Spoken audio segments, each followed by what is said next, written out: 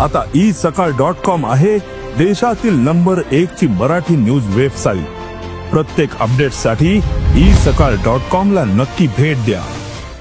माझं आकलन नाही, माझा संताप झालाय की ही माणसं एकतर या सगळ्यांना जाऊन विचारलं पाहिजे की हे बोर्ड त्यांना दिले कोणी, कुठे छापले गेले आणि त्या व्यक्तीवर धाड टाकून त्याला पैसे कोणी दिलेत हे पहिलं आपल्याला बघणं गरजेचं आहे। माझा संताप एवढ्यासाठी होतोय की उभ्या महाराष्ट्राने बघितलं किती किळसवाणी पद्धतीने, किती क्रूर पद्धतीने संतोष देशमुखांची हत्या झाली आणि ते करणारा जो माणूस आहे त्याचा जर असा उदो होत असेल तर माझ्यासारख्यांना म्हणजे सहन होत नाहीये, ते संताप होतोय। मला असं वाटतंय की आज सगळ्या चॅनल्सनी पंकजा मुंडेंना घेराव केला पाहिजे आणि त्यांना प्रश्न विचारला पाहिजे की वाल्मिक कराड बद्दल तुमचं मत स्पष्टपणे आज तुम्ही सांगा, कारण धनंजय मुंडेंना विचारून उपयोगच नाहीये, कारण ते अख्खं त्यांचं अस्तित्वच वाल्मिक कराडमुळे आहे। तर आपल्याला पंकजा मुंडेंना हा प्रश्न विचारला पाहिजे, थेट विचारला पाहिजे,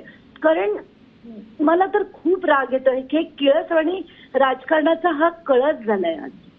नक्कीच अंजलीताई, मला अजून एक प्रश्न विचारावासा वाटतोय की ज्या ठिकाणी बीडमध्ये हे सगळं पुन्हा पुन्हा होत आहे, हा विषय अनेक दिवस चर्चेत आहे, मग तरी सुद्धा अजूनही पोस्टर झळकावले जात आहेत, तिकडच्या पोलिसांचा काही धाक उरला नसावा का? तुमचं काय म्हणणं आहे? मी आता तुमचा कॉल संपल्यावर पहिलं एसपींनाच फोन करणार आहे की कुठे छापले गेले ही चौकशी झाली पाहिजे, कोणी माणसं आहेत, कुठल्या टोळ्या आहेत, या सगळ्यांना आत घ्या, कारण आज न उद्या अशी खून प्रकरणं तर चालूच आहेत, आपण बघतोच आहे। आणि हे सगळं जर थांबवायचं झालं तर पोलिसांचा धाक जो आता उरलेलाच नव्हता तो पुन्हा आणणं गरजेचं आहे आणि खरंच कोणीतरी पुढे होऊन बीडला सुधारण्याचा प्रयत्न करायला हवा।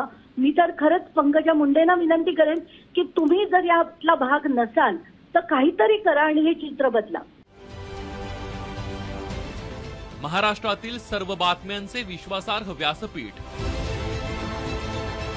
सकाळच्या सर्व सोशल मीडिया प्लॅटफॉर्मला लाईक, फॉलो आणि सबस्क्राईब करा।